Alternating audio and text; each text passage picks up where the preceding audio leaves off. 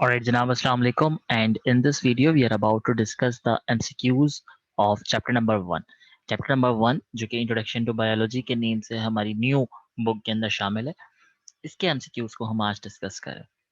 So starting with the first statement, which is the study of life is called. Study of life क्या कहलाती है?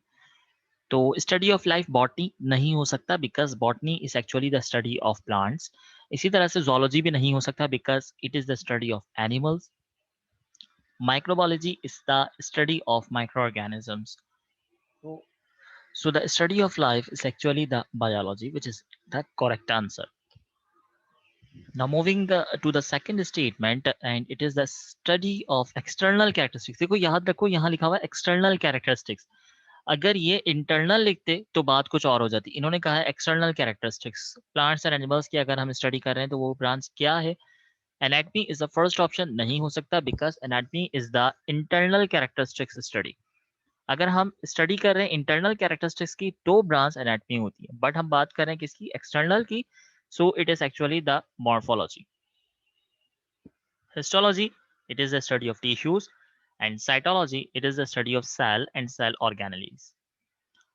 Now third statement is the study of environment. Study of environment किसे कहते हैं? Study of environment जो है वो ecology या environmental biology दोनों एक ही नाम है. दो ऑप्शंस अगर आपके पास होते हैं, यानी कि इकोलॉजी कह दें या environmental biology कहें, तो दोनों का मतलब एक ही है. Genetics, it is the study of genes. Physiology क्या है? It is the study of functions. जो भी लिविंग ऑर्गेनिजम्स की बॉडी में हो रहा है वो फिजियोलॉजी कहलाता है. और बायो इकोनॉमिक्स, जिसके अंदर इकोनॉमिक्स की बात करते हैं, इकोनॉमी की बात करते हैं कि हम किसी भी ऑर्गेनिज्म के जरिए क्या इकोनॉमी बढ़ा सकते हैं, क्या कमी हो सकती है वगैरह. Fourth is it is used in data analysis. Data analysis के लिए हम कौन सी ब्रांच इख्तियार करते हैं? The first is biosociology. हरगिज नहीं, क्योंकि बायोसोशियोलॉजी वो ब्रांच है जिसमें हम लिविंग ऑर्गेनिज्म का आपस में इंटरेक्शन स्टडी करते हैं.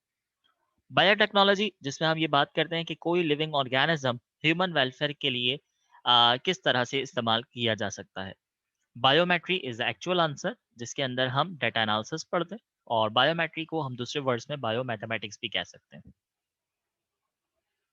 Biogeography can never be the answer, क्योंकि बायोजियोग्राफी के अंदर हम बात करते हैं जियोग्राफिकल रीजन्स की, उन एरियाज की, उन लोकेलिटीज की जहाँ पे कोई खास या स्पेसिफिक ऑर्गेनिज्म पाया जाता है. Next is the two books. यहाँ पे दो किताबों के नाम है. It is actually the general knowledge के अल नबातात और अल हैवानात. ये दो किताबें हैं. ये किसने लिखी हैं? The first option is Jabir ibn Hayyan, which is the correct answer. Abdul Malik Asmai इसका जवाब नहीं है, क्योंकि अब्दुल मालिक असमई ने 5 किताबें लिखी हैं जो कि कैमल्स के ऊपर थी, नंबर 1. इसके बाद इन्होंने शीप पे भी किताबें लिखी हैं. इन्होंने किताबें लिखी विल्ड एनिमल्स पे. इसी तरह से ह्यूमन बींग्स पे किताबें लिखी हैं. हॉर्सेस पे इन्होंने किताब लिखी है. तो 5 किताबें लिखने वाले जो साइंटिस्ट है वो अब्दुल मालिक असमई है.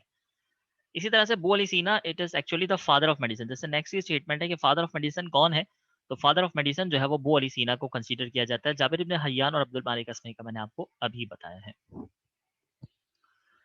सेवेंथ जो एमसीक्यूज है ये आपको जरूर पजल्ट करेगा, क्योंकि यहाँ पे लिखा हुआ है total bio elements. Total bio elements की तादाद क्या है? और 8 में लिखा हुआ है बेसिक बायो एलिमेंट्स कौन से. तो अगर हम टोटल बायो एलिमेंट्स देखें तो टोटल बायो एलिमेंट्स जो है वो 16 है. और अगर हम बेसिक बायो एलिमेंट्स की बात करें तो बेसिक बायो एलिमेंट्स 6 हैं, जो कि carbon number 1, hydrogen number 2, oxygen number 3. इसी तरह से nitrogen number 4, number 5 sulphur and number 6 phosphorus. Carbon, hydrogen, oxygen, nitrogen, sulphur, phosphorus, ये 6 बेसिक बायो एलिमेंट्स हैं.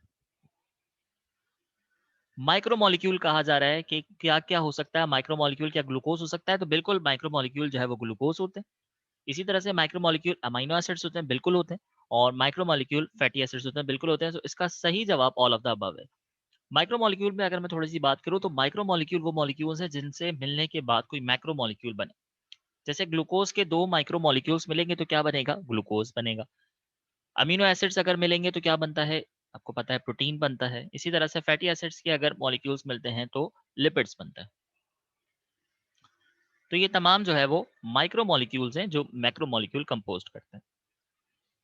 अच्छा, इसके बाद है a group of parrot living on a tree. कि एक पैरट का ग्रुप है जो कि एक दरख्त पर रखता है. ये क्या है? इसके बारे में सवाल है कि इसे क्या कहते हैं. क्या ये टेक्सोनॉमी लेवल है? क्या ये पॉपुलेशन लेवल है? क्या ये कम्युनिटी लेवल है? बायोस्फीयर. तो देखो, टैक्सोनॉमी तो हरगिज़ नहीं हो सकता, क्योंकि टैक्सोनॉमी के अंदर हम साइंटिफिक नेमिंग, क्लासिफिकेशन और डिस्क्रिप्शन की बात करते हैं। यहाँ पे कोई क्लासिफिकेशन नहीं है, डिस्क्रिप्शन नहीं है, कोई साइंटिफिक नेमिंग नहीं है। दूसरा ऑप्शन है पॉपुलेशन लेवल, जो बिल्कुल इसका करेक्ट आंसर है, क्योंकि यहाँ पे सिर्फ सिमिलर काइंड ऑफ स्पीशीज लिखी हुई है, पैरट की बात हो रही है, ग्रुप ऑफ पैरट, तो इट इज अ पॉपुलेशन। अगर यहाँ पे पैरट के साथ कोई और स्पीसी होती, लाइक स्पैरो होता, या कोई डैफोडिल्स, कोई दूसरा ऑर्गेनिज्म होता, कोई लिविंग ऑर्गेनिज्म होता, तो अब ये कम्युनिटी बन जाता। यानी कि दो डिफरेंट काइंड ऑफ स्पीसीज होंगी तो कम्युनिटी, सिमिलर काइंड ऑफ स्पीसी है तो population.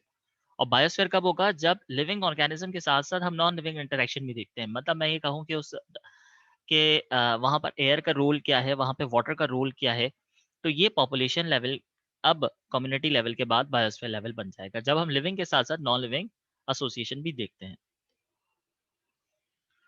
Next statement is Rana tigrina, it is the scientific name of what? It is the scientific name of frog. Frog का साइंटिफिक नेम है ये, इस पे कोई बात करने की जरूरत मेरे ख्याल में नहीं है। 12th statement is kidney, ureter, urinary bladder, urethra, ये क्या बनाते हैं? पहला ऑप्शन डाइजेस्टिव सिस्टम, हरगिज नहीं हो सकता। आपको पता है कि बक्कल कैविटी, इसके बाद ईसोफेगस, फिर आपको पता चलता है कि आगे जाके स्टमक है, स्मॉल इंटेस्टीन, लार्ज इंटेस्टीन है, और फिर अगर एसेसरी ऑर्गन्स भी मिला दें तो इसके अंदर लिवर, पैंक्रियास, गॉल ब्लैडर होता है, जो कि यहाँ पे जिक्र ही नहीं है, तो डाइजेस्टिव सिस्टम तो इसका ऑप्शन नहीं है। ऑप्शन सी पे बात करते हैं, सर्कुलेटरी सिस्टम शायद हो सकता था, अगर यहाँ पे हार्ट की बात होती, यहाँ पे blood vessels, arteries, veins, capillaries की बात होती, तो हो सकता था, अदरवाइज ये भी नहीं है।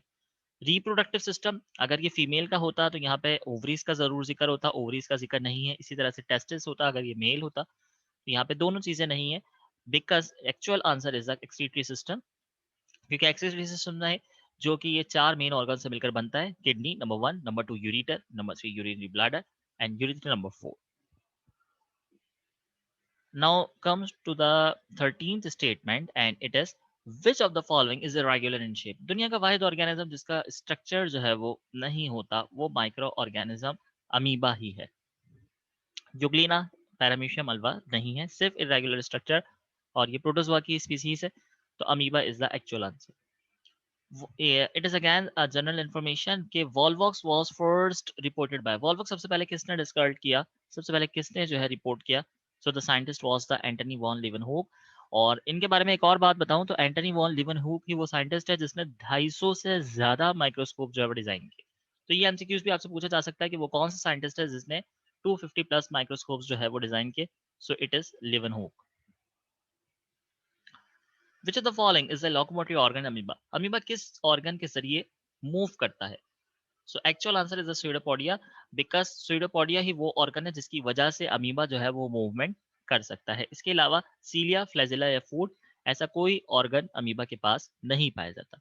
सो आई होप आपको ये लेक्चर समझ में आया होगा। Wish you all the very best of luck.